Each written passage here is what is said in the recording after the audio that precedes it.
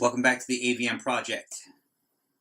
Today I'm going to do a review on Dunkirk and how I liked about it on Imax. Now, before I did an episode, Batman v Killing Everybody, where I actually talk about 70mm and IMAX and all that. I'm not going to talk too much about that, but you can check the link down below where I explain that a little bit more, but I will talk about the way they filmed in IMAX in these movies. Okay. Gonna grab some coffee over here.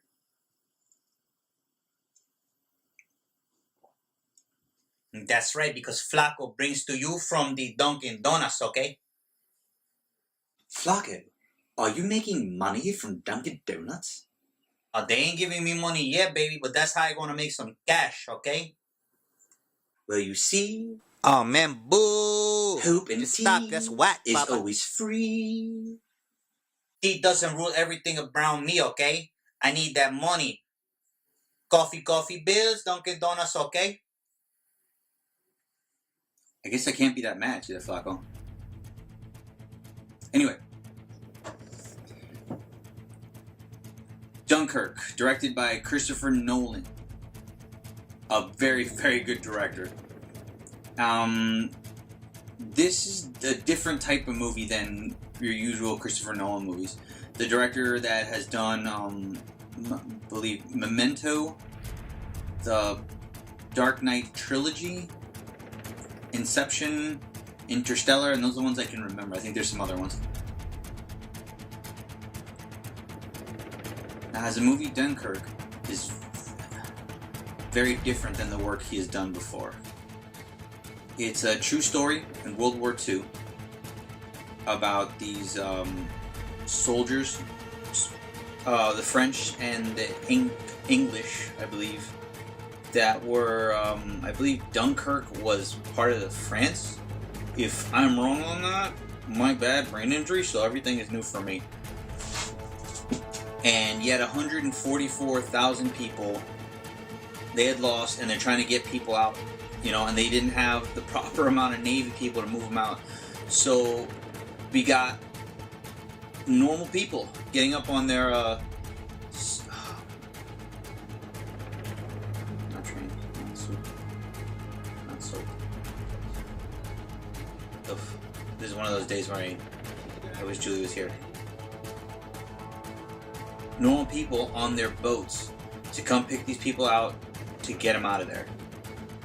And during the movie, you know, you have these other pilots attacking the soldiers trying to get out of there with the Navy picking them up, and you also have these amazing other pilots that are the only ones flying in. You got a couple pilots flying in to try to get these guys protected so they can get out of where they're stuck in Dunkirk, because they're right by the ocean. There's no way out. They need to get picked up by people, and they're being attacked by different pilots.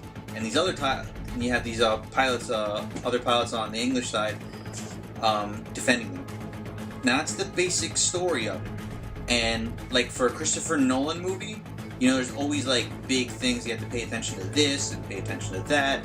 This is a deep moment. I'm not saying this movie isn't deep, but it was done in a way where it's like, okay, this is the idea of holding on to the thought, the feeling of how desperate and afraid you are. And like, he's not building a gigantic story to these different characters. You get a couple characters, but you aren't like supposed to like, oh, you're just supposed to be like, oh, what's next? Oh, what's next? What's happening? Okay, these people are here. This is exploding. How do we get out of here? And I think if that's where he was going with it, it worked. Now, one thing I do want to talk about is the way Christopher Nolan, the king of real IMAX 70mm IMAXs, not to be confused with digital IMAX. My voice changed a little bit. Are you making fun of me because I'm from Tennessee? You are a southern racist. Christopher Nolan is one of those people that really enjoys the film in 70mm IMAX. Like I said, if you want to learn a little bit more about that, check out the link below. Check out Batman v Killing Everybody. It'll talk a little bit more about IMAX. But what I want to talk about is the way he filmed with IMAX, because not a lot of people do what he does. I mean, I couldn't believe how he did certain things. When I saw that movie on IMAX, and I went to West 68th in Manhattan, the AMC Lincoln Square, I believe. Usually I go to AMC 25 on Times Square, but I really, when it comes to their IMAX, it is the real IMAX. 6 stories. That's the real 70mm film. That's the way it was meant. When Christopher Nolan is talking about you should watch this movie in IMAX, that is what he's talking about. You know, nothing against the digital IMAXs that are not quite that big, but you can't get the actual 70mm that he's talking about. Now, you gotta see the parts. You know, I'm gonna show you some clips and stuff that I found in YouTube. I'll put it down with the link below and everything, you know, so you can check out the whole thing. So we don't get in trouble for using clips that were not ours in the YouTube. I will shoot them with the sonic screwdriver so they don't remember anything. I shouldn't have sonic screwed myself in the face. What were we doing in the beginning? So you can check out the whole thing, but I'm just parts where it's like, wait, if this is filmed in IMAX and those things are gigantic carry, how is he doing that in like underwater and connected to the planes and stuff? This crazy guy would connect it to you know, you have these people carrying it. Okay, that's not easy, but okay, he had it connected to the left side of the plane, and I'll show you in these clips and stuff to where you can see it on the side. I'm like, holy! I've never heard of a director filming in that way. I mean, there are documentaries that do some wild stuff on IMAX, but people don't film movies like this, and that's Christopher Nolan. That's how he rolls. And you know, hopefully people will pick up what Christopher Nolan does with his IMAX movies, and let people know, you know, when he's talking about filmed in IMAX, he means 70mm IMAX. Which I'm not talking bad about not going to see those other IMAXs that aren't quite 7mm, but if you can find a 70mm IMAX, that is the way to see it. And as always, his music, I think it's done by Hans Zimmer. I believe his name Hans Zimmer. He does most of, I think he does all the music for Christopher Nolan's movies. And as always, just when I saw that on IMAX in West 68, like in that gigantic 6-story tall screen with the surround sound setup, it's just like kadoof, kadoof, kadoof, and you could like feel that around you. And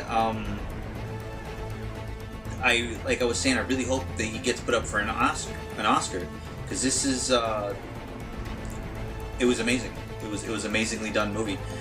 I'm gonna score these 2 different ways, which I don't always do.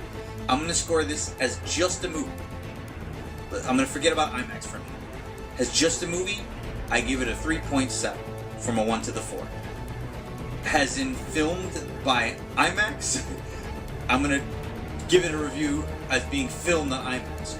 4. It is amazing the way he filmed this movie, and I love seeing through YouTube, and I'll probably buy this movie on Blu-ray to see the stuff. They usually give like stuff how they film movies and stuff like that, and I love watching their work, and I don't mind, you know, supporting. Do I use some Kodi? Yeah, a lot of us be using Kodi. You got support stuff. I'm on HBO, and I share Netflix and Amazon Prime and all that, sharing with other people, and yeah, I be getting some Kodi sometimes. But you know, I got this AMC Prime, to where, you know, this month on Tuesdays, $5 tickets. That's what I'm talking about. And so, you know, theater can be expensive, but you know, you got the right way, you can get like coupons. There's always coupons, right? And like I was saying, for the movie itself, 3.7, and filmed on IMAX, a 4 straight.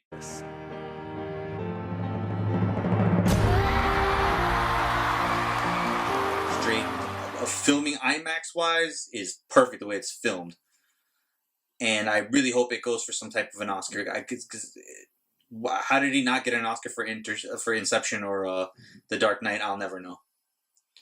All right, everybody, it's been crazy with these episodes. Me and Julie have been kind of busy handling some stuff going around. You know, life is life. But we're working on some new episodes coming soon. And I just put up an episode before this, a guitar cover, All I Wanted. And here I go working on the next episode. Help me heal from the brain injury I went through.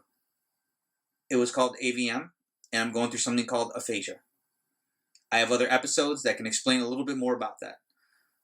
But this channel is about my life after my brain injury.